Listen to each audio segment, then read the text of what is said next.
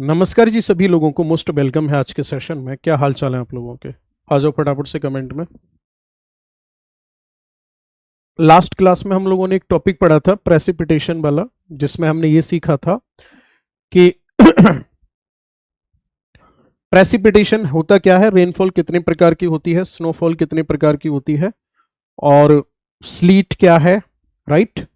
वो हम पूरा कर चुके हैं। ठीक है, कोई समस्या, कोई तकलीफ, कोई तकल्लुफ, कोई सिकवा गिला, कोई दर्द उठ रहा हो कि क्लास लाइव नहीं है? हाँ भाई, बता देना अभी दर्द उठ रहा हो, क्लास लाइव नहीं है, रिकॉर्डेड है, ऐसी है वैसी है, खट्टी मीठी जैसी भी है, मुझे बता देना। आ जाओ। आर्टिफिशियल रेनफॉल के बारे में हम लोग बात कर चुके हैं, इसी में नोट करके लिखोगे आप।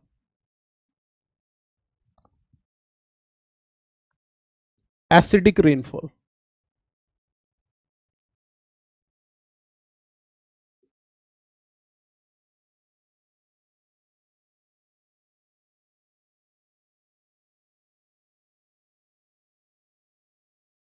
अम्लीय वर्षा।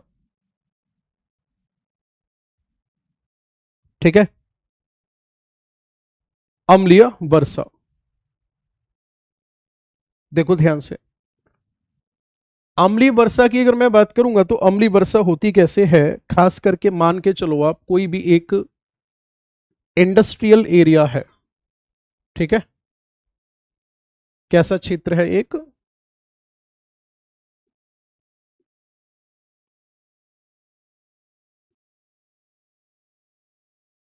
औद्योगिक क्षेत्र है।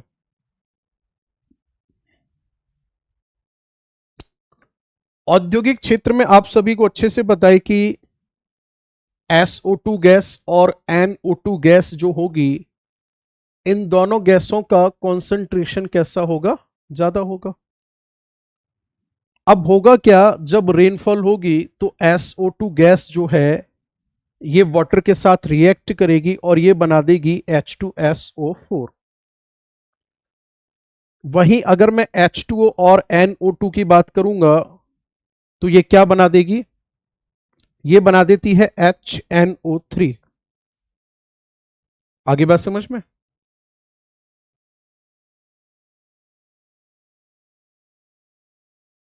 HNO3। यानी ओवरऑल मेरा कहने का ये है कि जब ये गैसें वाटर के साथ रिएक्ट करती हैं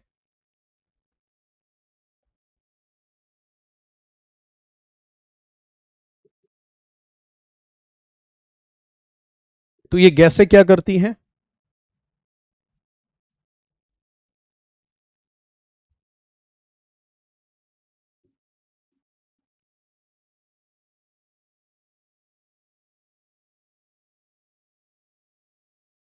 सल्फ्यूरिक एसिड बनाती हैं,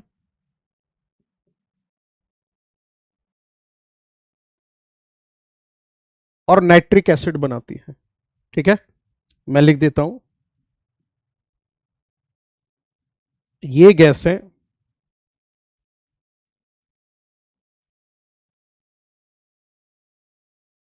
जल के साथ अभिक्रिया करके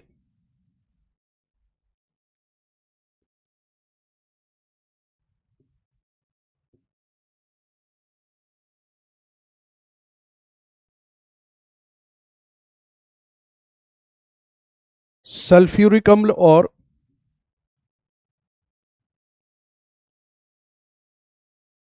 नाइट्रिक अम्ल बनाती हैं। और जब ये सल्फ्यूरिक अम्ल और नाइट्रिक अम्ल बनाती हैं, इसी से क्या होता है? इसी से होने वाली जो रेनफॉल होती है, इसी को एसिडिक रेनफॉल कहा जाता है।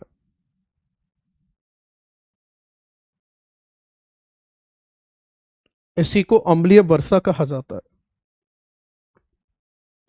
ऐसा माना जाता है कि पहली वर्षा जो होती है उसमें एसिडिटी थोड़ी सी ज्यादा होती है, तो उसमें स्नान नहीं करना चाहिए, फिजिक्स में भी आप पढ़ते हो।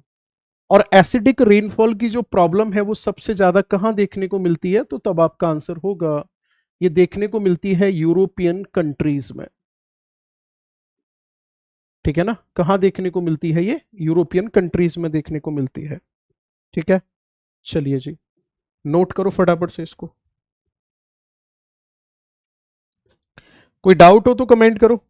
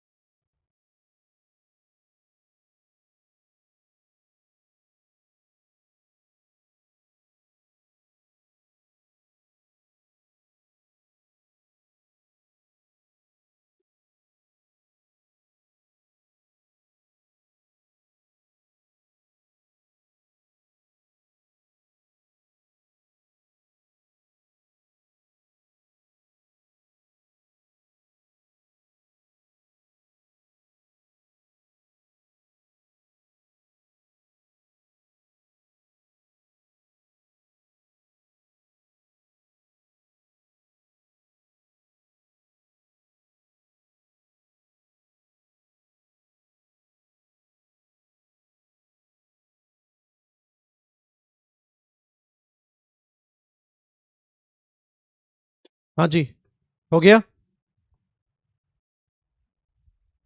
मैराथन कब स्टार्ट करोगे? किस चीज की मैराथन बताओ? यहीं पे नोट करके लिखो आप।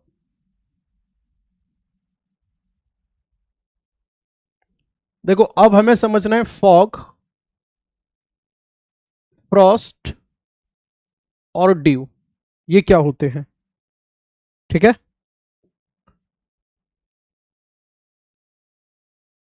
कोहरा, पाला और ओस, ये क्या होते हैं? इस चीज को समझना जो मैं बताना चाह रहा हूं। जैसे ये हमारी सरफेस है, यहां पेड़ लगे हुए हैं मान लेते हैं। अब यहां पे एयर में वेपर मौजूद होगा, होगा या नहीं होगा? बिल्कुल होगा। विंटर सीजन चल रहा है। अब होता क्या है एयर में जो वेपर है, टेम्परेचर घटने की वजह से कंडेंस हो जाती है और जल की बूंदों में बदल जाती है। तो ऐसी स्थिति में हम इस बात को फिर ऐसे भी तो कह सकते हैं कि जो कंडेंसेशन हाइट पर होता है वो कंडेंसेशन थोड़ा सरफेस के पास में ही हो गया, बहुत ज्यादा ऊंचाई पर होकर ना नीचे ही हो गया वो। तो क्या होगा, वायुमंडल में जो वायु है उसमें जल की बूंदें हमें चमकने लगती हैं। इसी को क्या कहा जाता है? इसी को कोहरा कहा जाता है। आगे बात समझ में? डेफिनेशन क्या होगी इस कोहरे की?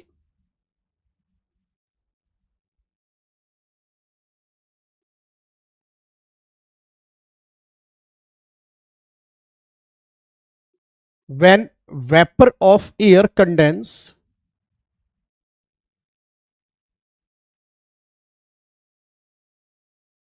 and convert in drops। आगे बात समझ में? यानी कि जब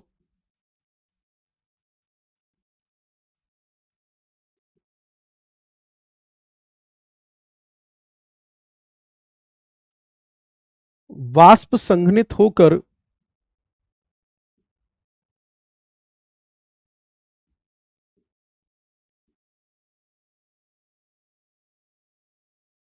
जल की बूंदों में बदलती है।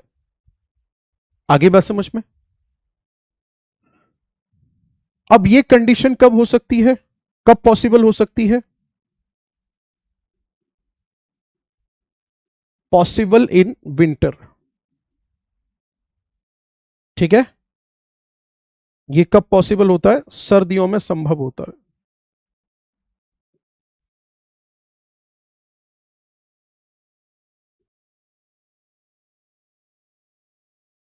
और आपने देखा होगा खेतों के पास में, ठीक है,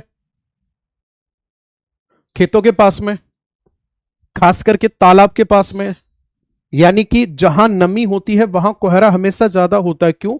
क्योंकि वहां पर वेपर ज्यादा होती है। और वहीं अगर हम बात करेंगे जहां हम अगर बात करेंगे सिटी वाले एरिया की या ड्राई एरिया की, तो वहां वेपर कम तो कंडेंसेशन कम तो कोहरा भी कम। यही कारण है कि कई बार ऐसा होता है कि जब हम घर से निकल रहे होते हैं तो हमें लगता है कोहरा कहाँ है, और जब हम खुली सड़क की तरफ जब हम आगे बढ़ रहे होते हैं तो पता चलता है बहुत ज्यादा कोहरा हो रहा होता है। ठीक है, अब बात कर लेते हैं फ्रॉस्ट क्या है। बात को बहुत ध्यान से सुनना, फ्रॉस्ट क्या है और ड्यू क्या है, दोनों को समझते हैं। पहले ड्यू को समझ लेते हैं, पहले पे हो गया, दूसरे पे ड्यू को समझते हैं। ठीक है, देखो ध्यान से, अगली स्लाइड पे समझाता हूं।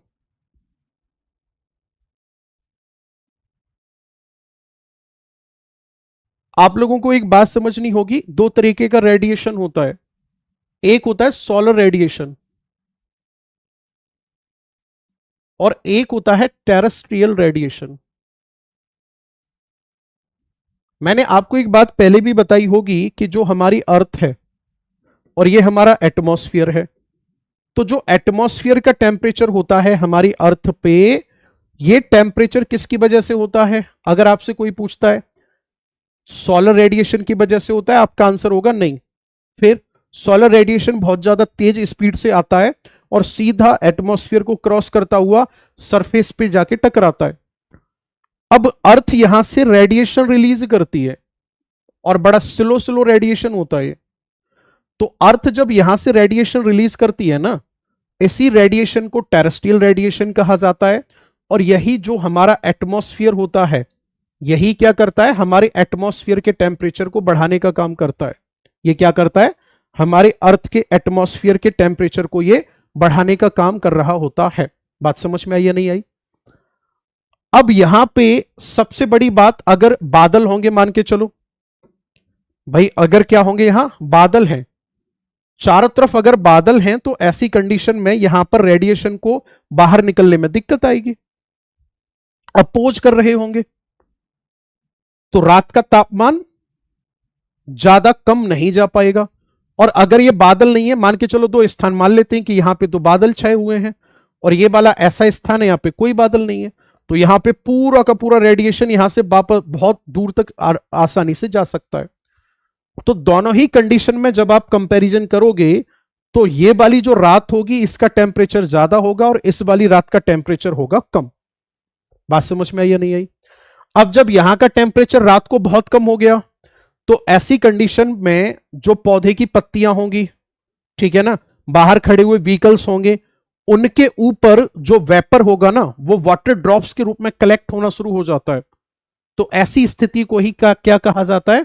ऐसी स्थिति को ही ड्यू या ओस कहा जाता है। यानी ओस हमेशा हमें कब देखने को मिलेगी?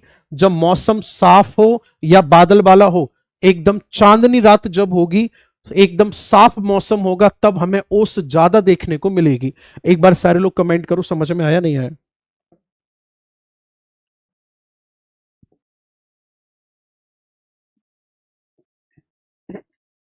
हाँ भाई, सारे लोग कमेंट करो फटाफट से, पूरी बात समझ में आई या नहीं आई?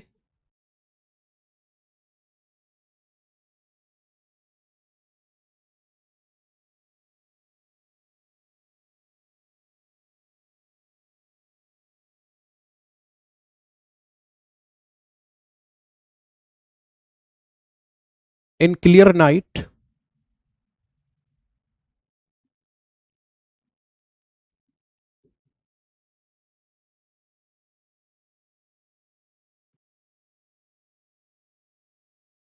terrestrial radiation become higher।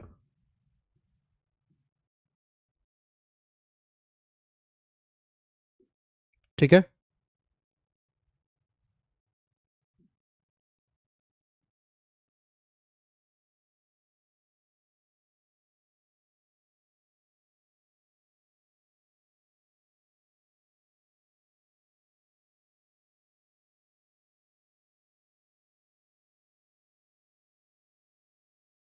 साफ आसमान वाली रात में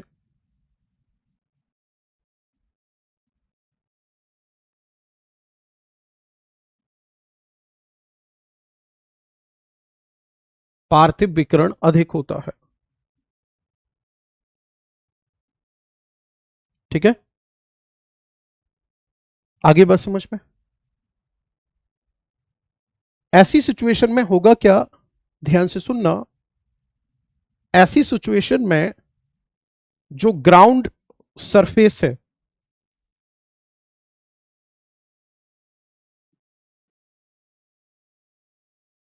बिकम वेरी कोल्ड।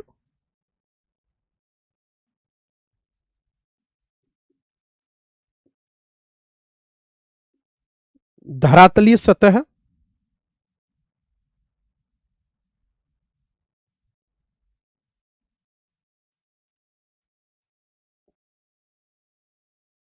अत्यधिक ठंडी होती है।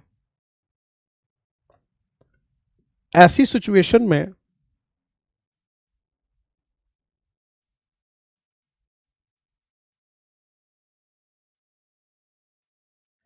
वेपर डायरेक्ट वाटर ड्रॉप्स में कन्वर्ट हो जाती है और ये किस पे कलेक्ट हो जाती है?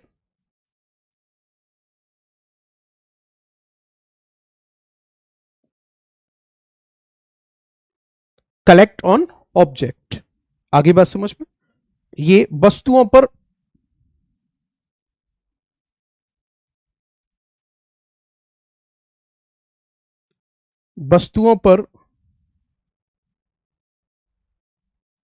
जल के रूप में एकत्रित हो जाती है।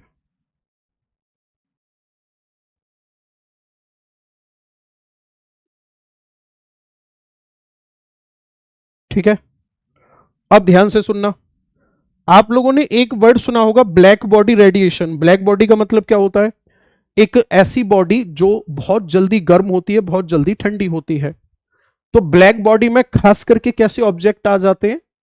जो डार्क कलर के ऑब्जेक्ट होते हैं।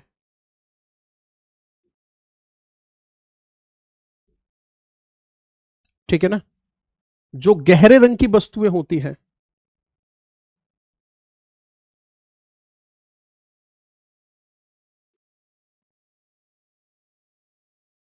गहरे रंग की वस्तुएं जो होती हैं, उनका टेम्परेचर हल्के कलर की अपेक्षा ज्यादा ज्यादा कम हो जाता है। ठीक है, मैं लिख रहा हूं यहां पे। अगर हम टेम्परेचर की बात करेंगे तो टेम्परेचर लाइट कलर और डार्क कलर, इन दोनों में किसका ज्यादा होगा? तो डार्क कलर जो है उसका टेम्परेचर ज्यादा कम होता है क्योंकि वो बहुत जल्दी ठंडी हो जाती है। अब इस डार्क कलर की वस्तुओं में क्या आ जाता है? हरी पत्तियां आ जाती हैं। ठीक है, खास करके काली वस्तुएं, इनकी अगर हम बात करेंगे तो हरी पत्तियां हैं पौधों की, काली वस्तुएं हैं। ठीक है, काले कलर की, जैसे मान के चलो बाहर एक गाड़ी खड़ी हुई है, एक काले कलर की एक सफेद कलर की है, तो सफेद वाली की अपेक्षा काली वाली पर ओस हमें ज्यादा महसूस होगी। इन पर अगर हम देखेंगे तो ओस ज्यादा महसूस होती है या ओस ज्यादा बनती है क्योंकि ये हल्के कलर की अपेक्षा ज्यादा ठंडी होती है। यही कारण है कि जब आप सड़क पर देखोगे या फिर मिट्टी के ऊपर देखोगे तो ओस कम महसूस होगी, जबकि वहीं अगर आप एक हरे घास के मैदान को देखोगे तो उस पर ओस जो है हमें ज्यादा महसूस हो रही होगी। क्लियर हुआ या नहीं हुआ? बताओ फटाफट से। अब आ जाते हैं फ्रॉस्ट। पाला क्या होता है? बिल्कुल ओस की तरह होता है। अगर टेम्परेचर जो है वो 0 डिग्री सेंटीग्रेड से भी कम है,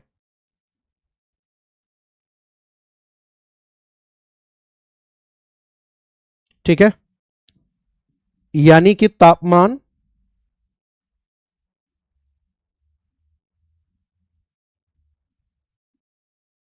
0 डिग्री सेंटीग्रेड से भी कम है, अगर तापमान 0 डिग्री सेंटीग्रेड से भी कम चला गया तो ऐसी कंडीशन में जो वेपर होता है ये डायरेक्ट किस में बदल जाता है? ये डायरेक्ट आइस में बदल जाता है या स्नो में बदल जाता है।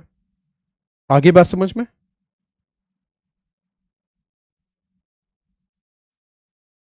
बाष्प सीधे बर्फ में बदलता है।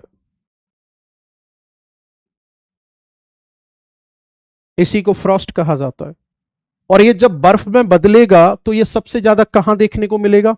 ये भी यहीं पर देखने को मिलेगा। तो पौधों की पत्तियों पर बर्फ जमी हुई मिलती है। जब सुबह को अगर कोई वॉक करने जाएगा या मतलब बाहर निकल के देखेगा तो उसे क्या देखने को मिलेगी? उसे देखने को मिलेगी यही बर्फ।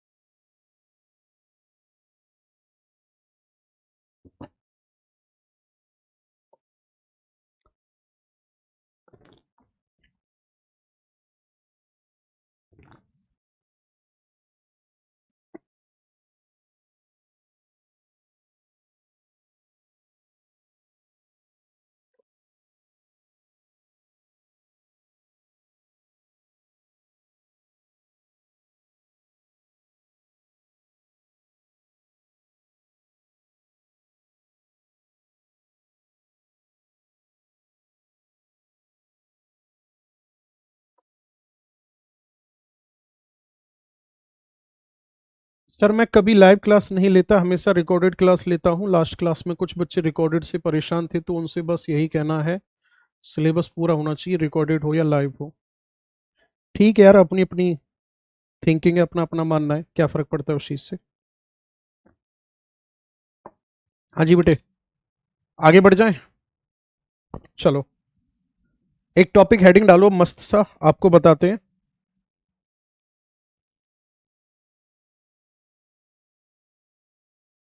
Heat budget.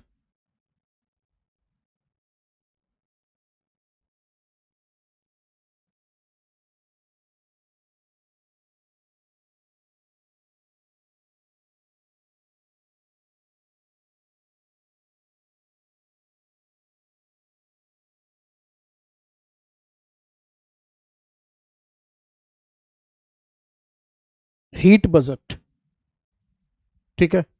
आ गया एक वायरस, कमेंट करके पूछ रहा है रिकॉर्डिंग है क्या। पढ़ ले बेटा पढ़ ले,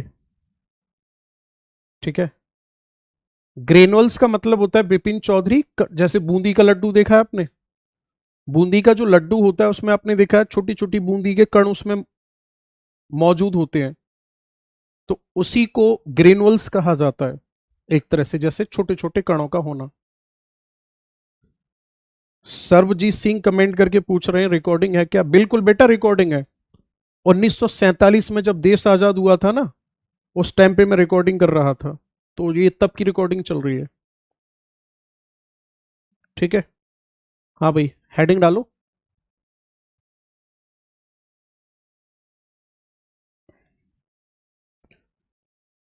पढ़ ले, कहीं ऐसा ना हो तैयारी करने का टाइम यही जज करने में निकल जाए कि रिकॉर्डिंग है कि लाइव है। आगे बात समझ में? हाँ जी, आगे बढ़े। हीट बजट क्या है देखो दोस्तों, आप लोगों ने हमारे देश के बजट के बारे में खूब सुना होगा अच्छे से। बजट का मतलब क्या होता है? बजट का मतलब होता है कि सरकार उसमें इस बात को एक्सप्लेन कर रही होती है कि हमारे पास इतना पैसा आया, यहां यहां से पैसा आया, अब हम इस पैसे को यहां यहां खर्च करेंगे। आया और यहां यहां हम खर्च करेंगे, तो जस्ट लाइक का कैलकुलेशन हो गया। आगे बात समझ में? ये क्या होगी? ये कैलकुलेशन हो गई कि हमारे पास क्या हमने प्राप्त किया और अब हम उसको कहां खर्च करने वाले हैं। आगे बात समझ में? इसी को ऊष्मा बजट कहा जाता है। और अगर हम इसी को कहा जाएगा हीट बजट, कि सन से रेडिएशन आया, उस रेडिएशन को हमने क्या किया, किस फॉर्म में, कहां, किसके द्वारा वापस कर दिया। और याद रखना इसका बैलेंस होना बहुत ज्यादा जरूरी है, तभी हमारी अर्थ पर जो जीवन है वो संभव हो पाएगा। अगर ऐसा नहीं हुआ, हीट बजट बैलेंस नहीं हुआ, तो गड़बड़ हो सकता है मामला। आगे बात समझ में? मैं लिखता हूं इसकी डेफिनेशन को, एक एक करके समझाता हूं।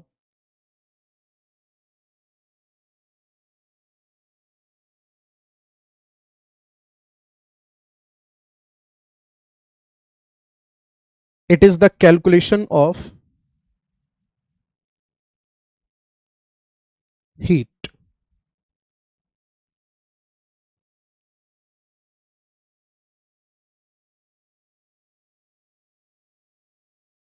related to earth and sun।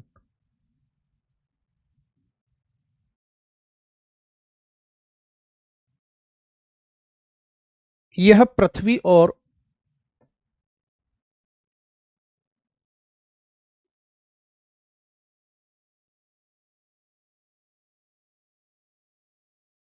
सूर्य से संबंधित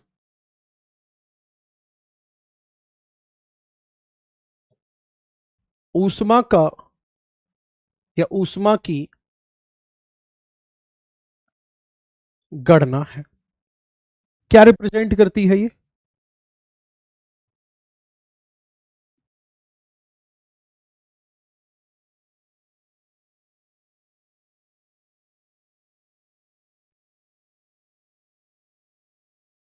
इट रिप्रेजेंट बैलेंस फॉर्म।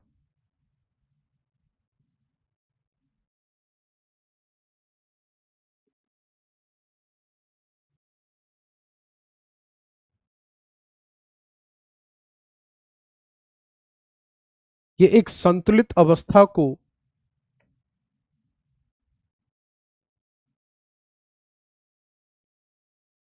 प्रदर्शित करती है। किसको प्रदर्शित करती है? संतुलित अवस्था को प्रदर्शित करती है। ध्यान से सुनना, अर्थ के रेस्पेक्ट में दो तरीके के रेडिएशन होते हैं। एक होता है सोलर रेडिएशन,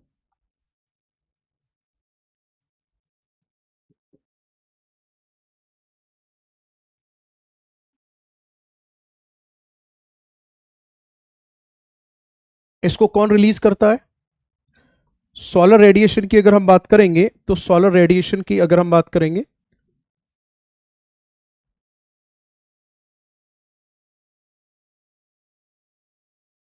रिलीज बाय सन, किधर? टुवर्ड्स अर्थ।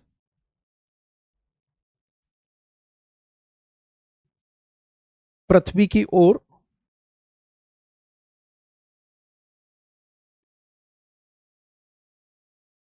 सूर्य द्वारा उत्सर्जित। कैसा होता है ये? तो आपका आंसर होगा ये होता है सर सॉल्ट वेव रेडिएशन होता है।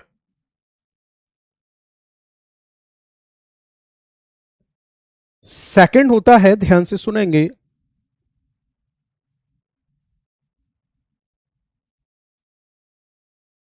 Terrestrial radiation.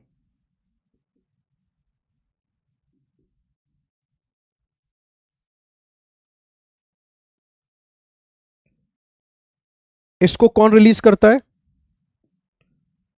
तो आपका आंसर होगा रिलीज्ड बाय अर्थ।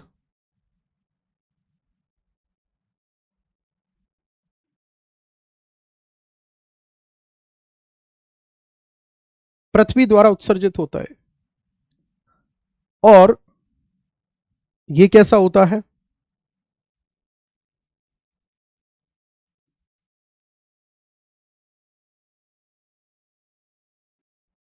ये होता है लॉन्ग वेव रेडिएशन। यहां तक बात क्लियर है? ये हमारी अर्थ की अगर हम बात करेंगे तो इसकी वजह से पृथ्वी ठंडी होती है, जबकि इसकी वजह से पृथ्वी गर्म होती है।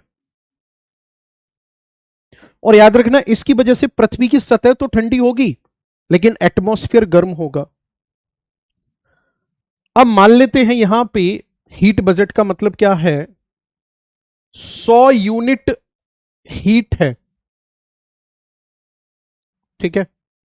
एक तरह से इसी को अपकमिंग रेडिएशन कहा जाता है और इसे कहा जाता है आउटगोइंग, आगत और निर्गत कहा जाता है। मान के चलो सूर्य से 100 यूनिट हीट जो है वो छोड़ी गई। इस 100 यूनिट का होगा क्या? ध्यान से सुनेंगे मेरी बात को। इस 100 यूनिट का 35 यूनिट जो होगी ये दो भागों में डिवाइड हो जाती है, 35 यूनिट और 65 यूनिट। आगे बात समझ में, 35 और 65। 35 यूनिट हीट जो होगी इसकी, याद रखना, वो अर्थ की सरफेस पर आने से पहले ही वापस हो जाएगी। आगे बात समझ में, इसको क्या कर दिया जाता है, रिफ्लेक्ट कर दिया जाता है।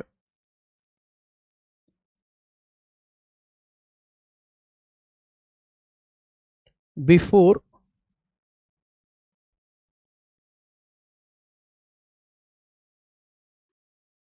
Reached on surface.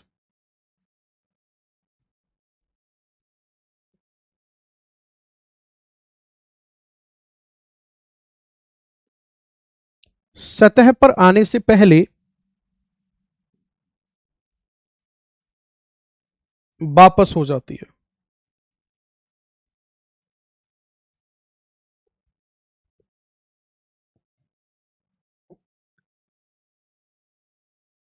ठीक है, और जब ये सतह पर आने से पहले ही वापस हो जाती है तो तब इसको क्या कहा जाता है, तब इसको कहा जाता है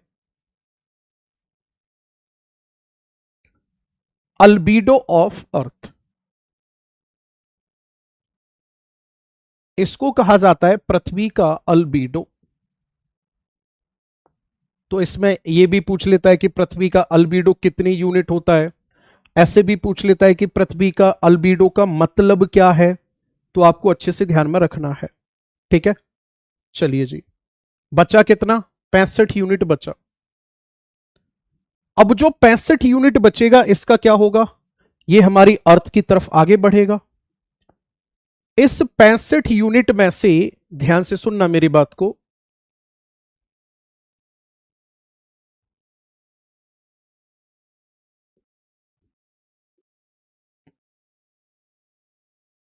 ये दो हिस्सों में डिवाइड होता है। जो बादल होते हैं वो 14 यूनिट को एब्जॉर्ब कर लेते हैं। आगे बात समझ में, 14 यूनिट को बादल एब्जॉर्ब कर लेते हैं और अर्थ सरफेस पर कितना पहुंचता है,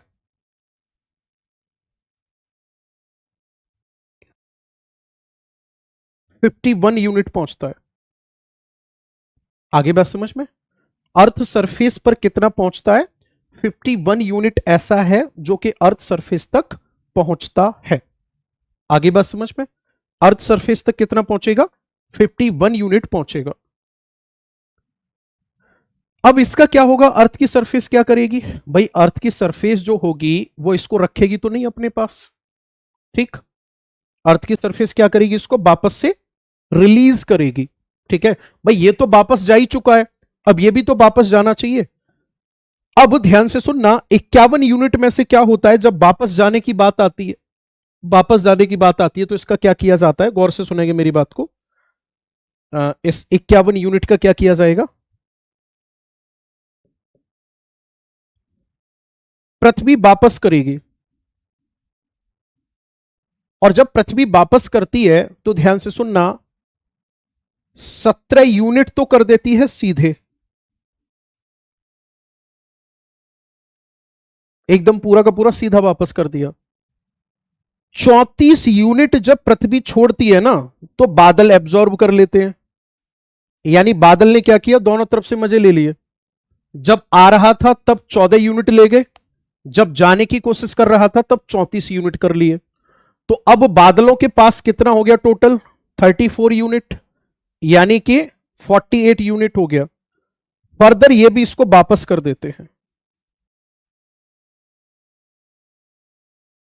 ठीक, तो अब आप इसको ऐसे याद रखो कि 65 यूनिट में से 48 यूनिट तो बादलों ने वापस कर दिया अंतरिक्ष में, और 17 यूनिट सरफेस ने कर दिया। तो 48 और 17 कितना हो गया, 65 हो गया। तो जितनी हीट आई उतनी क्या कर दी, वापस कर दी। तो इससे हमें पता चलता है कि ये क्या था, अपकमिंग था, और ये क्या हो गया, मतलब इससे हमें ये पता चलता है हीट बजट से कि जो अपकमिंग रेडिएशन है वो बराबर है किसके? आउट गोइंग के। ये एक आइडियल कंडीशन है। आगे बात समझ में? ये क्या है? आइडियल कंडीशन है। बट प्रेजेंट टाइम में हो क्या रहा है? प्रेजेंट टाइम में अपकमिंग जो है वो रेडिएशन थोड़ा सा ज्यादा है, उसकी अपेक्षा आउट गोइंग वाला पूरी तरह से हो नहीं पा रहा, क्योंकि जो ये 65 यूनिट वापस जाना चाहिए वो 65 यूनिट वापस जा नहीं पा रहा है। क्यों? ग्रीन हाउस गैसेस की वजह से। तो इस कंडीशन को ही क्या कहा जाएगा? इस कंडीशन को ही कहा जाएगा ग्लोबल वार्मिंग। क्या कहा जाएगा इसको? ग्लोबल वार्मिंग कहा जाएगा। इस कंडीशन को कहा जाएगा वैश्विक तापन। क्या कहा जाएगा इसको? वैश्विक तापन कहा जाएगा। बताओ समझ में आया नहीं आया? फटाफट से कमेंट करके बताओ। सर आपकी 30 मिनट वाली सीरीज बहुत हेल्पफुल है। गुड।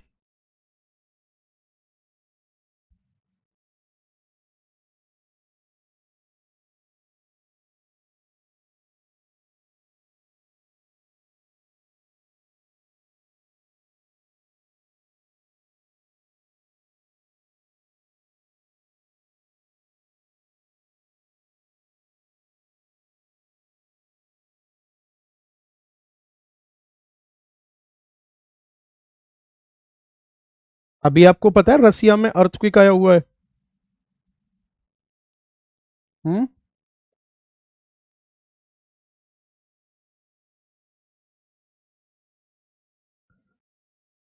रिवीजन वीडियो बेटा कल मिल जाएगी आपको। नेशनल पार्क ऑफ इंडिया का टॉपिक है।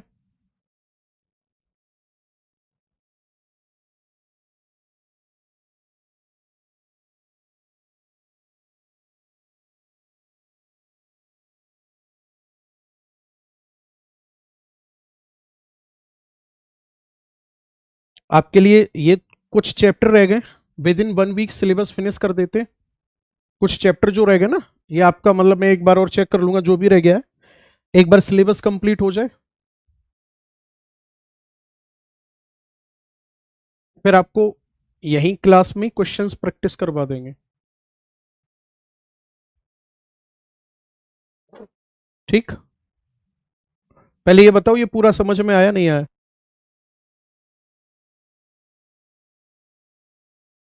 एक बार सिलेबस एक तरफ से एंड होने दो, फिर प्रीवियस ईयर क्वेश्चन उठा के बढ़िया तरीके से लेवल वाले क्वेश्चन वो करवाएंगे। उसमें क्या होगा ना, मान के चलो जैसे हम क्लास में पढ़ा रहे होते हैं, तो इनकेस अगर ऐसा है कि कोई क्वेश्चन स्किप हो गया, छोटा मोटा कोई पॉइंट रह गया,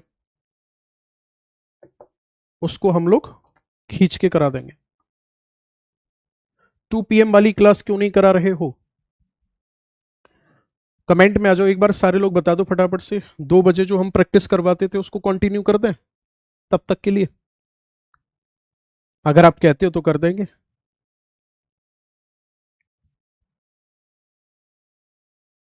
नोट करके लिखो यहीं पे।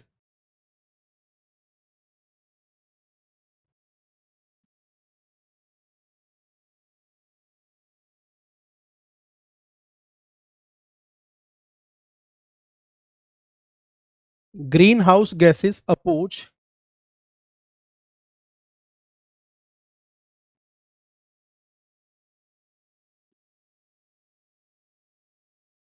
Terrestrial radiation.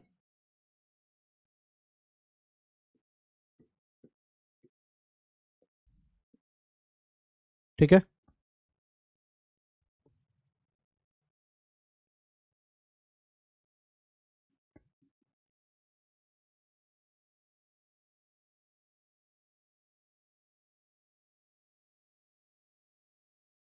Green house gas पार्थिव विकिरण को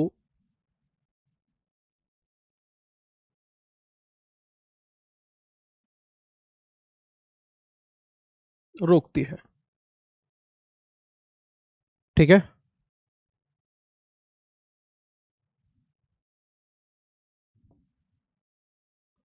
वही कौन कौन सी गैस आती है इसमें? मीथेन आती है, वेपर आती है, CO2 आती है, CFC आती है, HFF आती है, HFC आती है।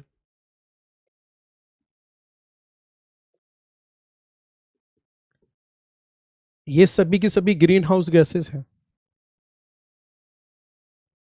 और इसकी वजह से क्या होता है, टेम्परेचर बढ़ता है। और जब टेम्परेचर बढ़ता है तो टेम्परेचर बढ़ने का मतलब क्या होगा, सीधा सीधा इसी को फिर ग्लोबल वार्मिंग कहा जाता है।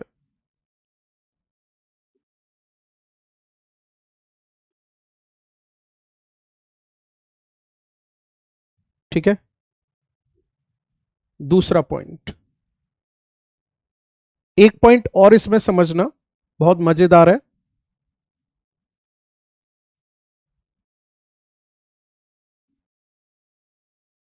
अर्बन हीट आइलैंड,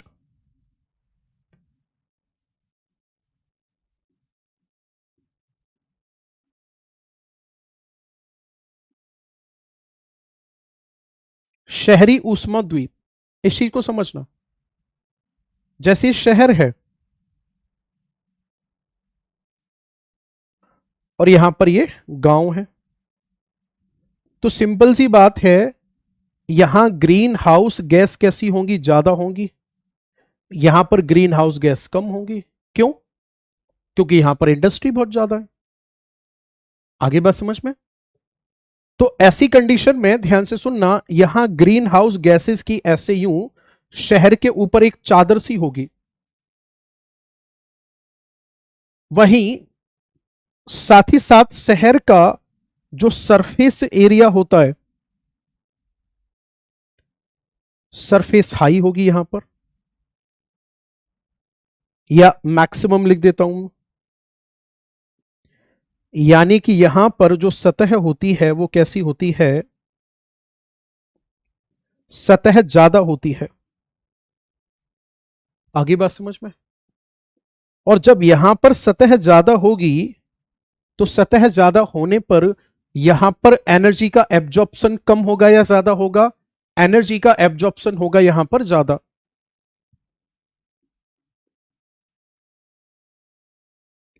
ऊष्मा का अवशोषण कैसा होगा, ज्यादा होगा।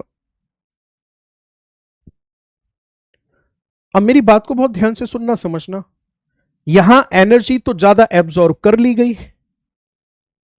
बात समझ में आ रही है, लेकिन जब रिलीज करने की बात आई तो ऊपर बैठी हुई है ग्रीन हाउस गैस। तो ऐसी सिचुएशन में जब आप दोनों को कंपैरिजन करोगे, तो गांव की अपेक्षा शहर का जो तापमान होगा वो कैसा होगा, तापमान ज्यादा होगा। इसी को कहा जाएगा अर्बन हीट आइलैंड। आगे बात समझ में। अर्बन हीट आइलैंड यानी कि इसका मतलब होता है शहरों का तापमान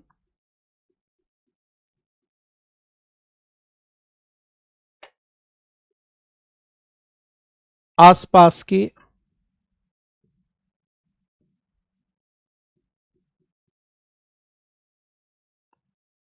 क्षेत्रों की अपेक्षा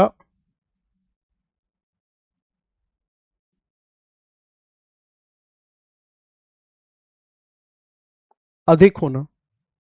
शहरों का तापमान आसपास के क्षेत्रों की अपेक्षा अधिक होना, है ना। इसी को क्या कहा जाता है, अर्बन हीट आइलैंड कहा जाता है। और ये किसकी वजह से होता है, ये होता है ग्रीन हाउस गैसेस की वजह से। किसकी वजह से होता है, ग्रीन हाउस गैसेस की वजह से होता है।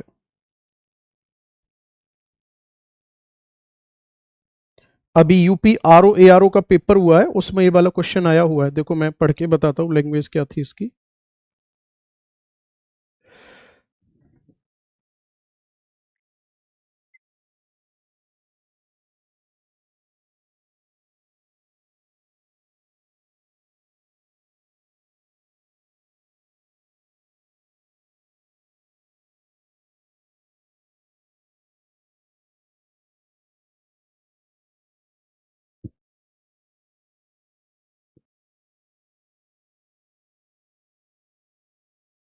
आप जब तक नोट करो,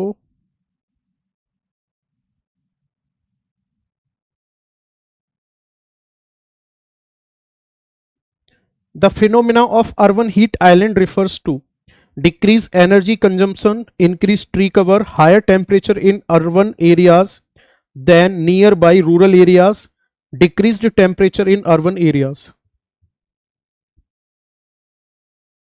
यानी शहरों का तापमान आसपास के क्षेत्रों की अपेक्षा या गांव की अपेक्षा कैसा होना, ज्यादा होना, इसी को अर्बन हीट आइलैंड के नाम से जाना जाता है। ठीक है, चलो मेरे लाल, अब हम आगे नेक्स्ट जो टॉपिक डिस्कस करेंगे वो करेंगे साइक्लोन और क्लाउड।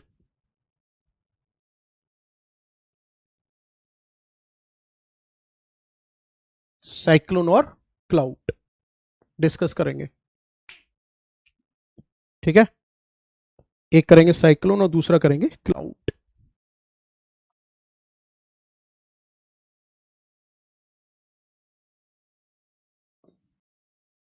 ये नेक्स्ट क्लास में डिस्कस करेंगे। ठीक है, तब तक के लिए जो रिवीजन सीरीज चला रखी है, जो जीके बाई विवेक यादव नाम से जो मेरा यूट्यूब चैनल है उस पर जो सीरीज चला रखी है ना, उसको करते रहो,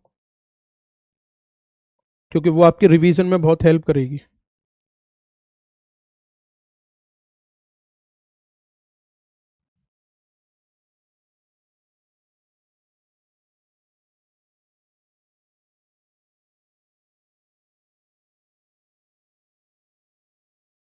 अच्छा ये बताओ, उसमें बायो की भी शुरू करेंगे?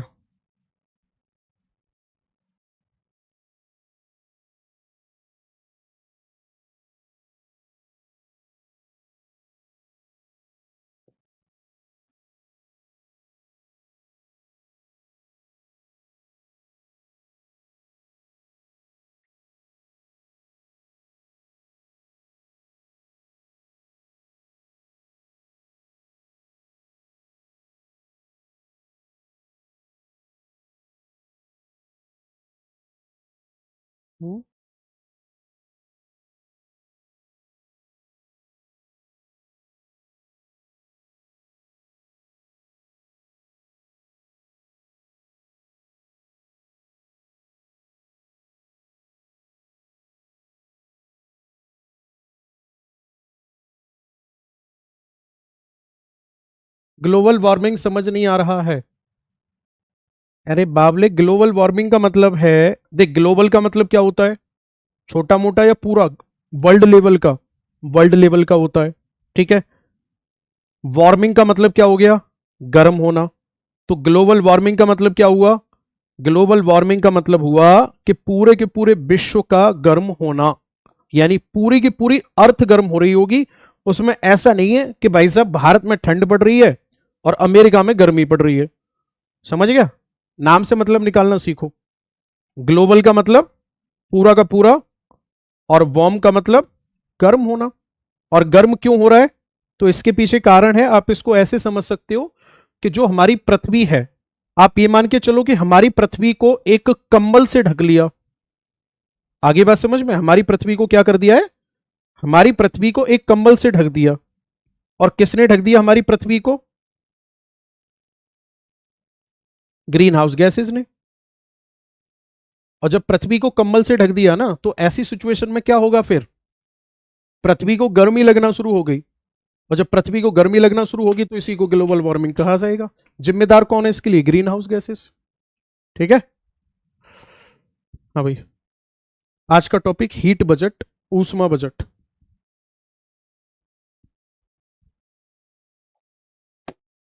और कोई समस्या? चलो मिलते हैं अगली क्लास में, तब तक के लिए thank you so much, have a nice day.